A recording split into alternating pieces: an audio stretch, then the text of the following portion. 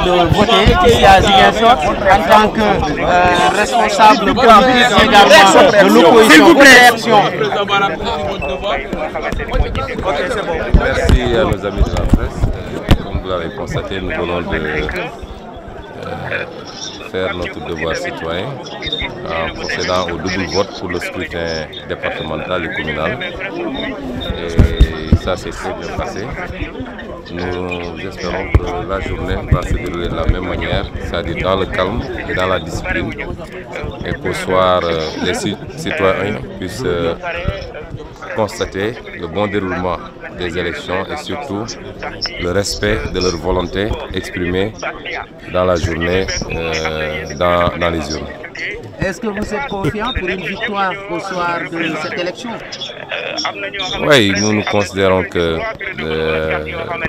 d'après ce que nous avons vu et que vous avez vous-même vu, nous sommes conscients que, à la limite, nous venons simplement procéder à une formalité, mais que la victoire est inéluctable. Elle sera nette, sans bavure. Elle sera décisive par rapport au reste du calendrier jusqu'en 2024. Et donc nous n'avons aucun doute par rapport à cette écrasante victoire au soir d'aujourd'hui.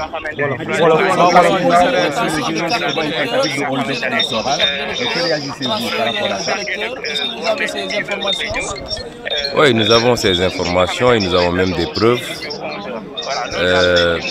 D'abord, je considère que c'est peine perdue. Nous avons constaté effectivement des transferts d'électeurs, malheureusement des mamans, la plupart du temps, transportés de l'intérieur de la région ou d'autres localités, et même de la Guinée-Bissau, vers Ziguinchor pour voter. Nous avons constaté également des distributions irrégulières de cartes d'électeurs.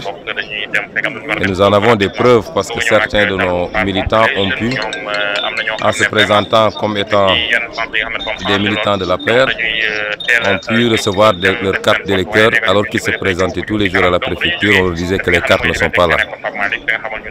Nous avons constaté ces deux manquements graves au processus électoral. Je puis assurer que nous avons mis en place un dispositif de régler cette question. S'il s'agit des distributions de cartes d'électeurs, la responsabilité du gouverneur et du préfet est entièrement engagée. La semaine dernière, lors de mon point de presse, j'avais déjà évoqué les informations dont nous disposions par rapport à 1500 cartes de membres que l'APR voulait introduire par des voies frauduleuses. Et les informations que je détenais en son temps nous disaient que le gouverneur et le préfet résistaient. On ne peut pas avoir des cartes de membres entre les mains des militants de l'APR sans que ça passe par le gouverneur et par le préfet. Donc les responsabilités sont entièrement engagées.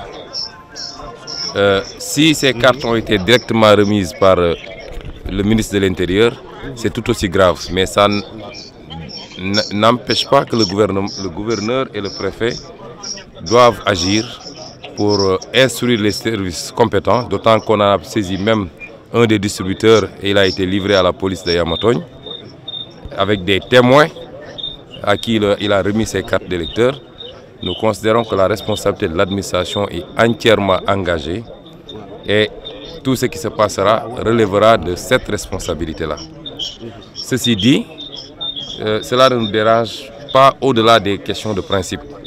Parce que sur 100 cartes d'électeurs qu'ils vont distribuer, les 80 nous seront déjà favorables et acquis. Donc c'est peine perdue.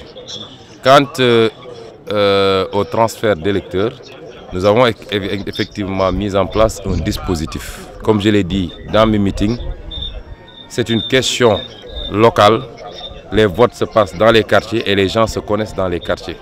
Et l'instruction que nous avons donnée, c'est que tous ceux qui n'habitent pas dans le quartier, tous ceux que personne ne connaît ici, n'accéderont pas au bureau de vote et les jeunes prendront toutes leurs dispositions pour que ça se passe ainsi.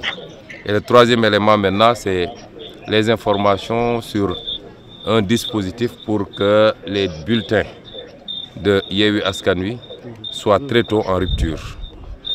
Nous avons donné des instructions là aussi, avec un dispositif bien huilé. Tout bureau de vote où on constatera la rupture de bulletins de vote de Yewwi Askan Wi sera systématiquement bloqué jusqu'à ce que ces bulletins-là soient réapprovisionnés pour que le bureau puisse continuer à travailler. Je peux vous assurer qu'aujourd'hui, il n'y aura pas de fraude, ou alors ce sera à la marge, parce qu'ils peuvent traficoter le fichier, mais l'élection, elle est d'abord physique. C'est des individus qui viennent voter dans des bureaux de vote où nous avons des représentants et nous avons mis en place un dispositif avec toute la jeunesse de Ziguinchor pour qu'au soir d'aujourd'hui, la volonté des Ziguinchorois et des Ziguinchoroises soit vraiment respectée et se traduise par les résultats qui sortiront des urnes.